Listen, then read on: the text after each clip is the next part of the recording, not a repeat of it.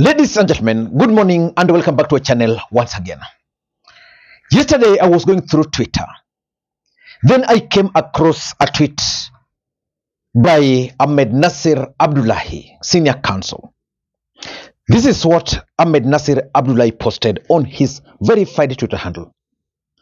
The war for Central Kenya in 2027 will be a three-horse race. President William Ruto will fight for every vote. Former President Uhuru Kenyatta and his project, mark that, his project, Dr. Fred Matiang'i, will be a force to reckon with. Finally, depending on his strategy, Rigathi Gachagua will be a formidable force. The only part I want to disagree with him is on Rigathi Gachagua, because Rigathi Gachagua is now the main factor in Mount Kenya politics. But he's talking about Fred Matiang'i and he's also talking about William Ruto. Those two gentlemen are likely to be on the ballot in 2027. And then I asked myself, what about Luo Nyanza? And I thought about Ruto and Matiang'i. And I decided that in this video, I want us to talk about the Luo factor in Fred Okengo Matiang'i's 2027 presidential bid. Before we go into all those details, for those who are watching this channel for the first time, please take a second or two.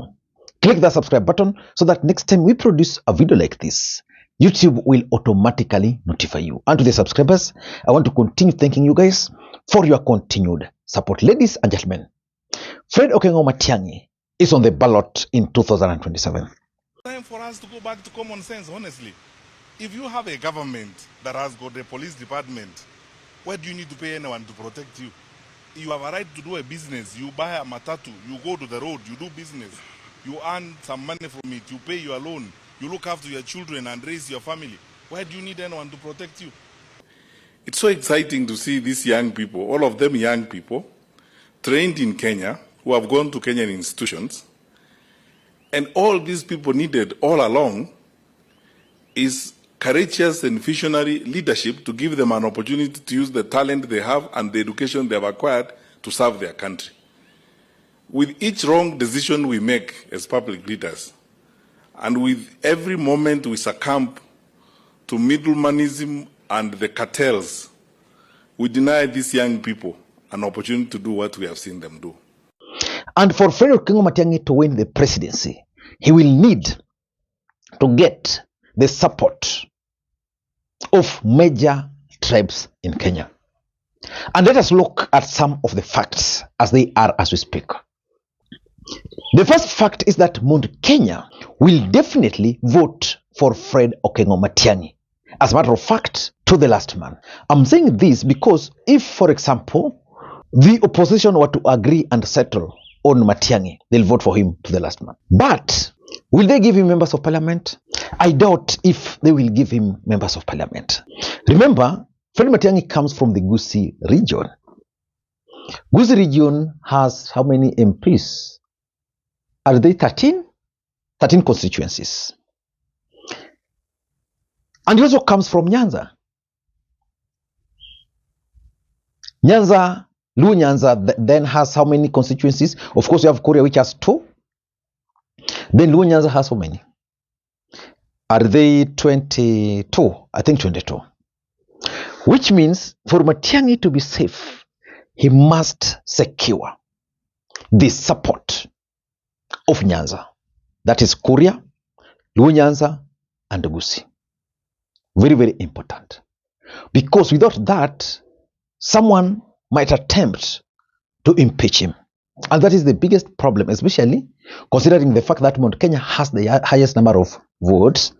If they were to vote for Matiang'i and then don't give him MPs, Matiang'i will have to look for somewhere to get the members of parliament. And that's why he must work on how he can win the support of the Luo Nation. The second fact, which is also there, is that as we speak, chances of Raila Odinga not being on the ballot are very high. Of course, he can be on the ballot, but what is his game plan? Will Raila Odinga support William Ruto? And if Raila Odinga will support William Ruto, how will that affect Fred Okengo Matiang'i's candidature.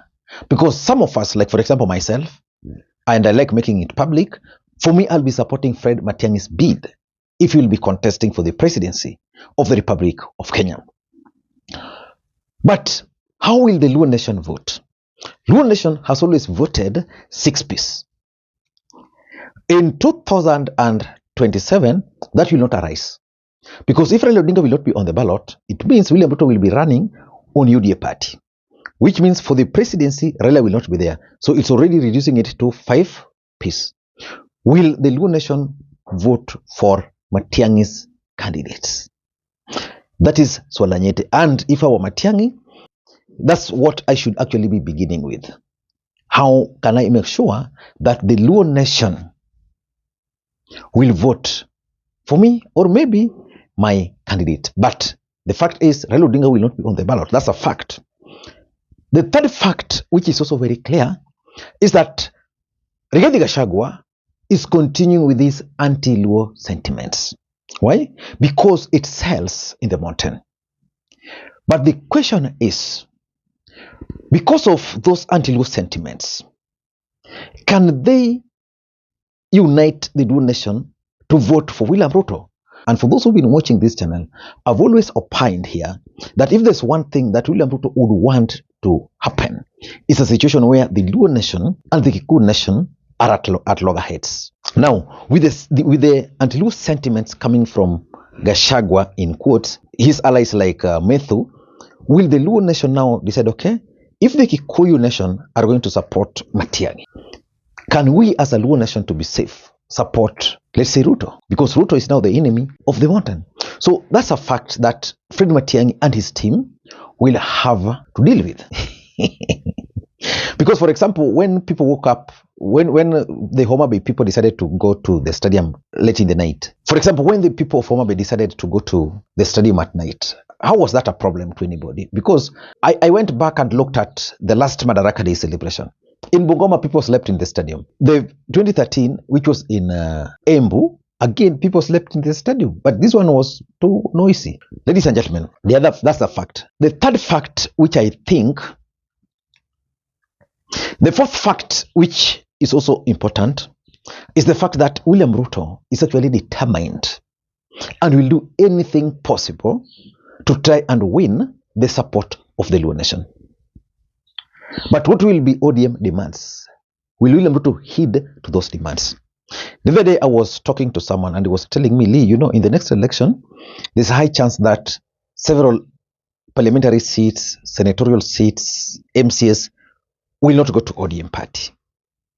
And I asked him why. He was very particular about, for example, the Kisumu gubernatorial seat, that someone else might take it, let's say Ojianda on a different party ticket. And I was asking him, how? And I told him, as long as Raila is with Ruto, Raila will put some demands to Ruto.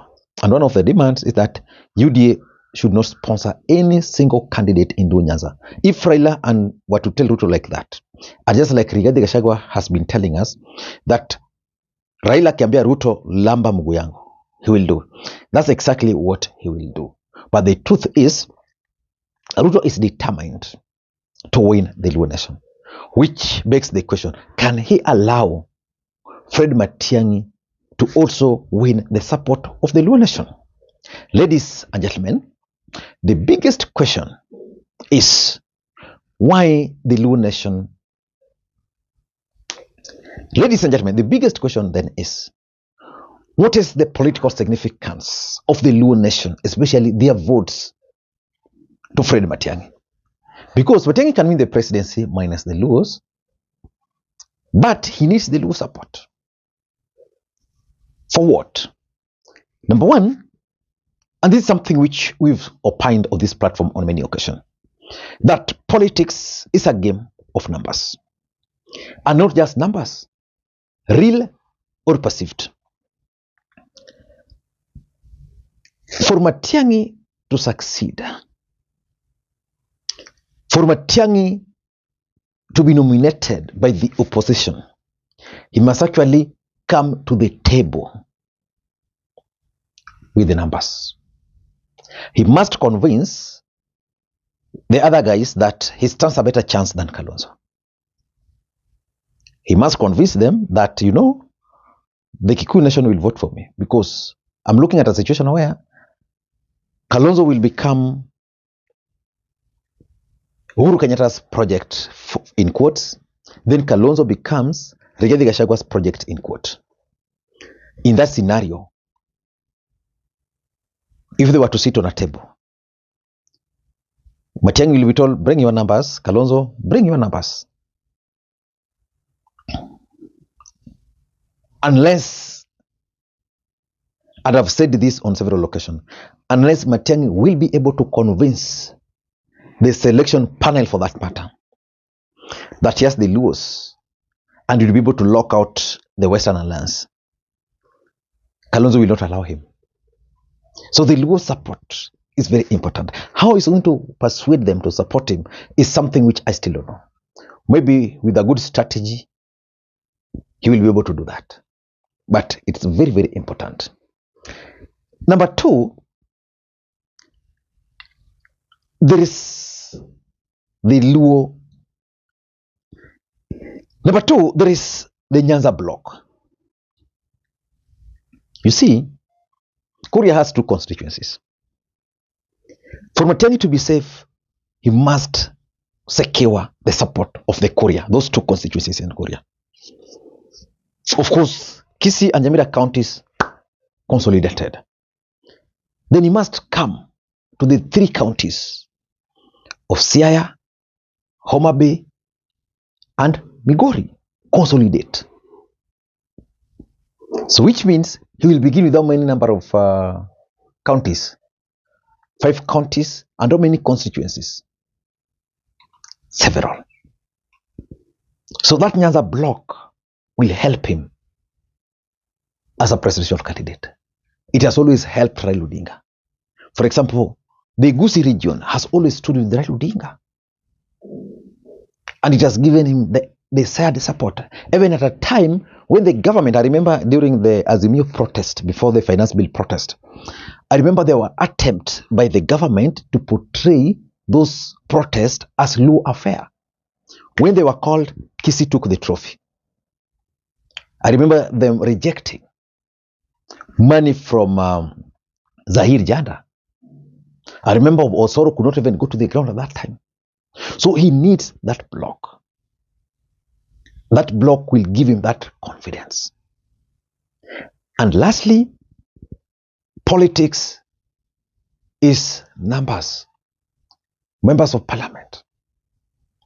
If Matiang'i will go and ahead and win the presidency without numbers, several things can happen to him. Someone might decide to blackmail him, the way Rigathi was blackmailing Ruto with the numbers. In fact, Ruto really blackmailed Uhuru Kenyatta in the first term with the numbers. That's why in the second term, Uhuru Kenyatta said, no, let me look for Raila. Impeachment can be effected anytime. Ladies and gentlemen, what do you think Fred Matiang'i can do to win the support of the Luo Nation? Because we are in all agreement that the Luo Nation and their support for Matiang'i is important for him. What can they do to win that support? For me, my suggestions are only two. Number one, try and get the right candidates and sponsor them, either independent candidates or through his party. Things will be shaping up soon. Monitor the events in ODM party. That's my number two. Especially as far as the ODM party nominations are concerned. In a case where Matiang'i will be competing for ODM support base, he must position himself in a way that in the event ODM party will be going this direction, the second alternative party should be the party sponsoring him for the presidency. That's why the choice of the party he will be using would be significant. I don't know what you think. That's my take. Until next time, this is Makwiny. Bye-bye.